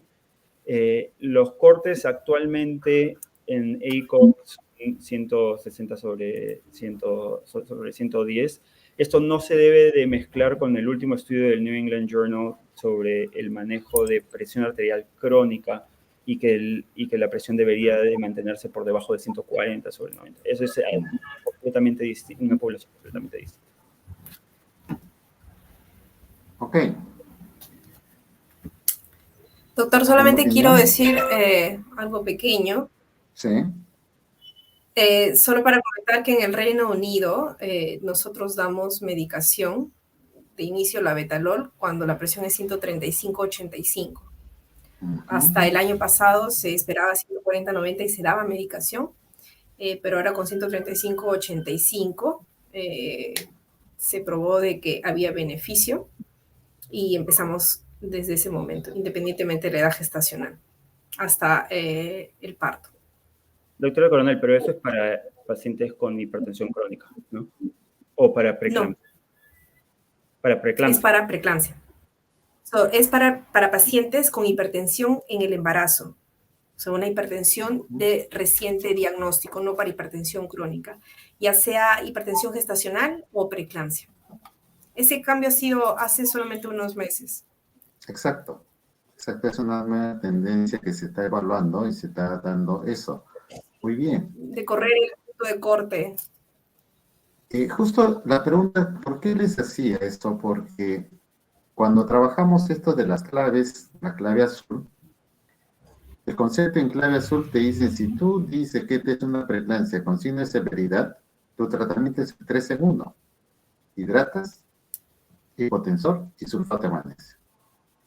Debemos empezar ya inmediatamente y trasladarlo al paciente bajo una vigilancia en esas condiciones hasta que llegue a un hospital, los cuales asumieran ya toda la conducción del caso. ¿Ok? La otra pregunta, justo acá hay una que dice, el aumento de SFLT1 y la disminución del IGF es la base de la fisiopatología de la preeclampsia, que esto ya se ha demostrado. Entonces, pregunta, ¿es de utilidad en nuestra población el ratio de SFLT1 y PIGF para predecir complicaciones derivadas de la preeclampsia? La primera pregunta diría... ¿Puedes repetir la pregunta? Ya, la pregunta es, primera pregunta diría, ¿estamos haciendo acá en el país, en el Perú, el dosaje de la SFLT1 y de la PGB? ¿Hay clínicas o laboratorios particulares que estén haciendo estas pruebas en el Perú? Sí. ¿Sí lo están haciendo? Roy. Laboratorio Roy. Perfecto. Entonces, exacto. Entonces, nosotros estas pruebas, si lo realizamos en el primer trimestre, ¿tendrá mucho beneficio con nuestros pacientes? Doctor, lo escucho muy entrecortado. Creo que la pregunta era si se hace dosaje de SFLT o de PLGF acá en el Perú. Sí, correcto. Correcto, es eso, estamos. Tengo entendido que PLGF sí se hace. Me parece que todavía no se está haciendo acá en el Perú. Ya, no sé, justo. Doctora Flores, me está diciendo, creo que en el laboratorio ROE están realizando estas pruebas. Sí, no estoy segura si los dos, pero Ya. sí en alguna oportunidad nos han mandado información sobre el dosaje de los factores angiogénicos. No estoy segura si cuál de los dos o si los dos, pero sí hay en la información, pero obviamente el costo es muy elevado, ¿no?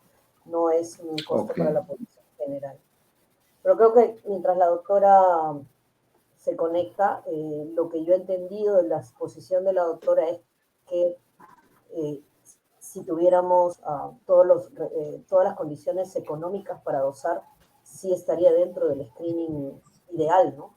Junto con la presión arterial media, la historia clínica y el Doppler de las arterias uterinas, ¿no? Reportó justamente que más del 98% era la capacidad de, 90% era la capacidad de predecir, ¿no? Entonces, ahí ya está conectada la doctora. Sí, perdón, el internet. Bueno, creo que no sé si he respondido la parte de si está disponible la prueba aquí en el Perú.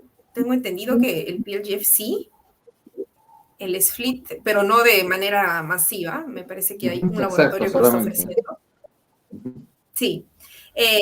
Sí valdría la... Bueno, sí, desde el punto de vista de salud pública, primero tendríamos que ver cuál es el costo, si eso se abarataría, porque sabemos que la mejor tasa de detección, hasta 90%, es si utilizamos el PLGF. Sin embargo, dado el sistema de salud que tenemos y los escasos recursos, podemos utilizar el test de screening sin el PLGF por ahora, porque llegamos a 83% de tasa de detección, que es muy comparable con 90%. Entonces, idealmente sí, deberíamos tenerlo, pero si utilizamos la presión arterial media y los factores bioquímicos y el Doppler, entonces podemos llegar a 83%, que está muy cerca del 90% que nos daría, incluyendo los factores bioquímicos. Pero si pudiéramos tenerlo, claro que sí. deberíamos, pero por ahora podemos ir adaptando según los recursos que tenemos. Justo con los controles de presión arterial media, doctora, ¿hay algunos factores de corte para decir si su presión arterial media en el segundo trimestre es mayor de tanto, ya está en riesgo, en el primer trimestre tanto? No. ¿Cómo está? Justamente eso, lo que usted ha dicho, es algo muy importante y es lo que quería incidir. Los valores, un valor que diga 5, 4, 3, 75, no tienen ninguna significancia si yo no lo convierto, bueno, para ese enfoque de cálculo de riesgo, si yo no lo convierto a un múltiplo de la mediana. Es como antes decíamos, ay, si la translucencia nucal es más de 2, no, es alto riesgo. No, la translucencia nucal es más de 2, puede ser incrementada si la edad gestacional es cerca de las 11 semanas, pero en una edad gestacional de casi 14 semanas, 2 es un número totalmente normal. Entonces, tenemos que hacer múltiplo de la mediana para saber cuál es la real significancia y poder utilizar ese valor en el algoritmo. Entonces, no hay un punto de corte donde yo diga esta presión arterial, esta paciente me va a hacer preeclampsia.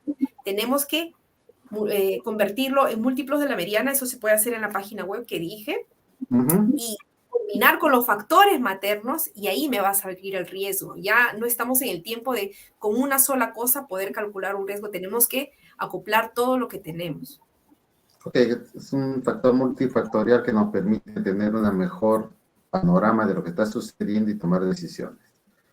Ok, y la pregunta es, justo cuando hablamos de la prevención con el uso de la aspirina, ¿y por qué solamente en menores de 16 semanas de embarazo? Pasado las 16... Porque, bueno, han habido varios estudios que han visto el efecto que tiene la aspirina según distintas edades gestacionales y el mayor beneficio se obtiene cuando se toma la aspirina según la FMF hasta las 14+6, según la ACOG, idealmente hasta antes de las 16 semanas.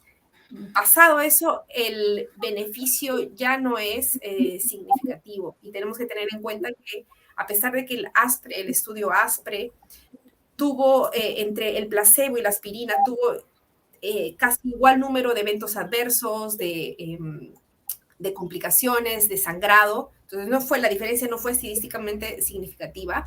Hay otros estudios que dicen que el uso de aspirina durante el embarazo, esa aspirina como preventivo, está asociado a un incremento de sangrado posparto y a un incremento de hematoma posparto. Entonces, esto es algo que, y también de hemorragia intracraneal para el neonato. Entonces, estas son cosas que tenemos que tomar en cuenta y explicar a la paciente cuando le damos la aspirina, y por eso es que no se da aspirina a todo el mundo, porque sí, a pesar que el ASPRE no vio ninguna diferencia, hay otros estudios que sí han visto que hay complicaciones, hay efectos adversos, entonces no debemos dar un uso generalizado de aspirina a todo el mundo. Ok, fíjense que hay una publicación muy interesante que habla de la hipertensión en la mujer embarazada, que es la guía del ISSHP 2022, y hace un comentario que se debería dejar la clasificación de preeclampsia con signos o sin signos de severidad, porque dice la evolución es muy tórpida y no predictiva cómo evoluciona esta patología, si solamente deberíamos tratarla como preeclampsia en general y estar atentos a cualquier cambio. Entonces dice, no estemos colocando como con signos y sin signos, simplemente dejarlo como preeclampsia y que trabajemos todos, estar alerta en cualquier momento que se complica esto. ¿Qué opinan sobre esa sugerencia que hace esta guía?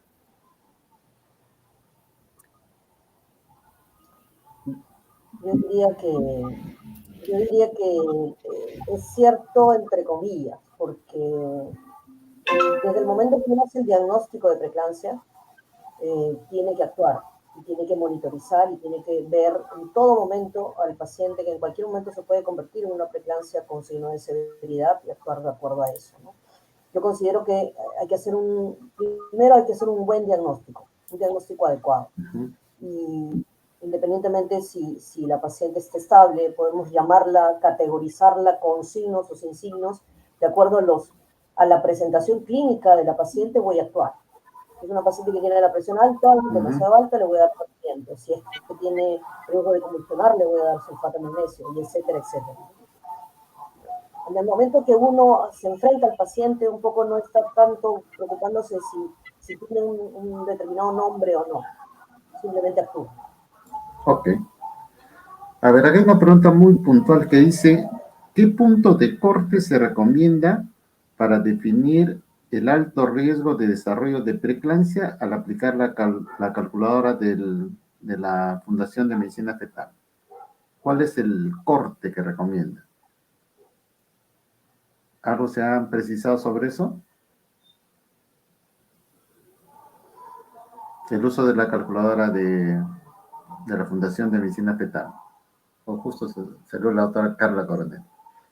Justo salió la doctora, pero con respecto a la pregunta, con la pregunta anterior, yo estoy completamente de acuerdo con lo que dice la doctora Flores. La tendencia ahora es a poder, sabemos que cuanto más avanzamos y más aprendemos, es difícil decir que las cosas son tan objetivas como, ok, tú entras en este grupo de patología y es algo mucho más heterogéneo y más difícil de poder, pero para el manejo clínico es muy importante tener los conceptos claros con lo que sabemos hasta el momento.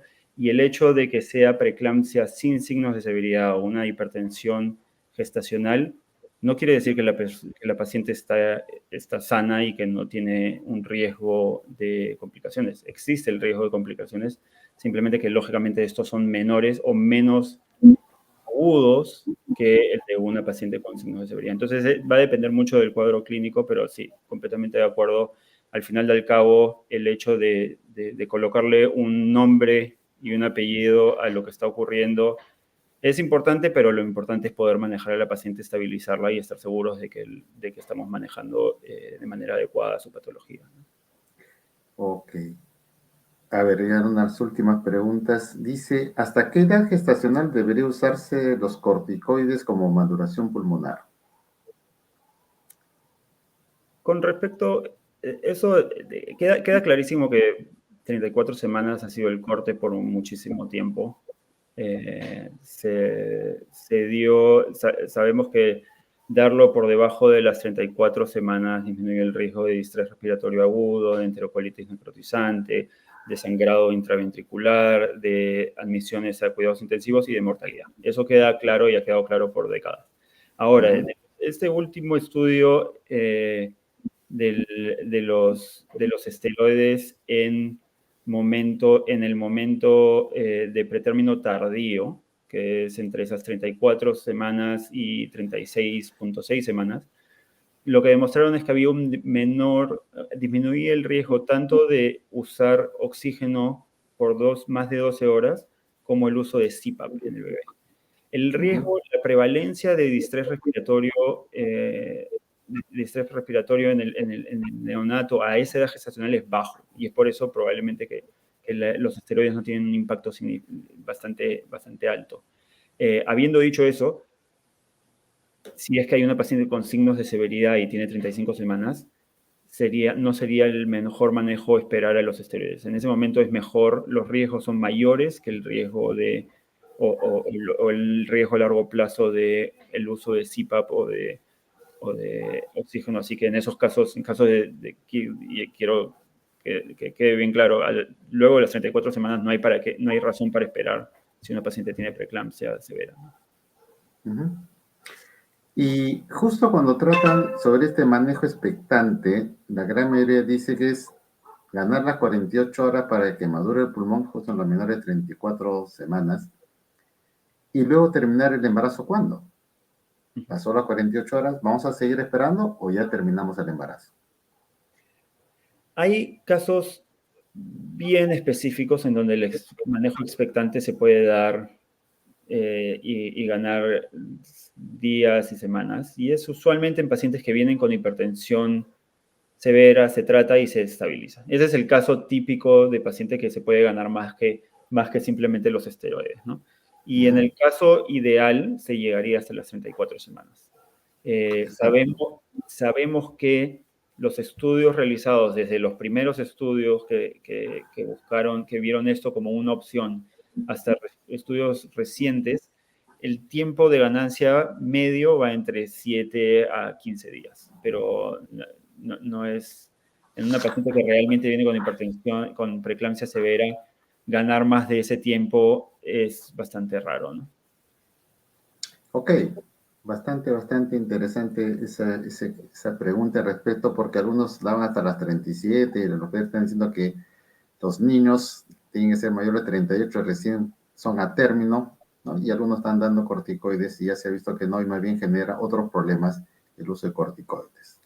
Muy bien, yo creo que con esto vamos a dar ya muy buenas sus respuestas, bastante claras.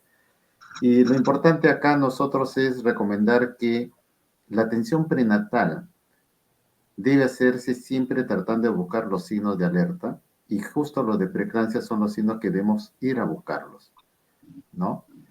Y tratar de que esta atención prenatal, las cosas tan sencillas como una toma correcta de la presión arterial, un control de peso, como bien nos han recordado ustedes que los factores de riesgo también son importantes. Ojalá que todos se logren hacer los tamizajes de las IP de las arterias uterinas. Ojalá que desarrollemos que estas pruebas de los marcadores angiogénicos lo podamos tener en el servicio público.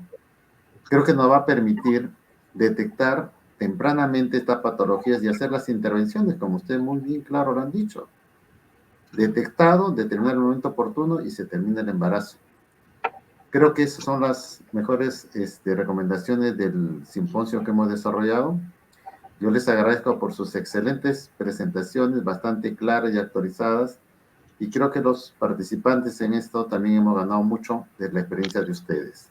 Entonces voy a pasar la conducción al doctor Iter Sandoval para las palabras finales de este seminario. Sí, doctor Iter Sandoval. Bueno, ha sido realmente una noche bastante productiva con un tema importante, como lo habíamos dicho al comienzo. Y no me queda más que agradecer a la doctora Mónica Flores, que ha sido nuestra coordinadora y ponente en este simposio, a la doctora Carla Coronel por excelentes exposiciones y al doctor Mauricio La Rosa.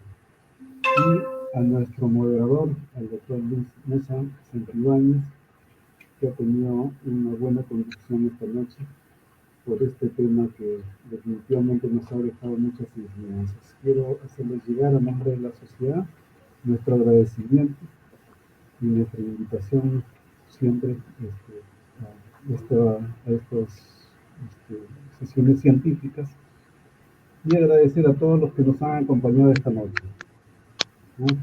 Y también invitarlos a nuestra próxima sesión, el día 27 de junio, en la cual trataremos vacunas y VPH. Les hago llegar nuevamente mi invitación y buenas noches a todos. Gracias. Ok, buenas noches a todos. Y como dicen, nos encontramos en la Jornada Internacional de Julio. Gracias a todos. Exactamente, el 12 al 14 de junio. Bueno, muchas gracias. Saludos, doctora Mónica. Chao, Carla. Saludos, doctor Mauricio. Chao, Lucho. Estamos viendo. Gracias. Saludos.